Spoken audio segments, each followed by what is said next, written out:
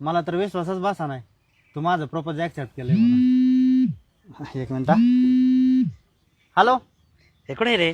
ए मी कामानिमित्त बाहेर आलोय जरा नंतर बोलू ठेवू का?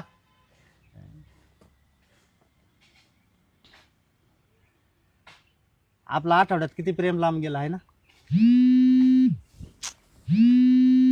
हा बोल. अरे कुठे सांग ना. अरे मी कामानिमित्त बाहेर आलोय सांगितलं तुला कळतं का नाही रे? अरे लय महत्वाचं काम आहे, ऐक ना तू. हा नंतर बघू ठेव.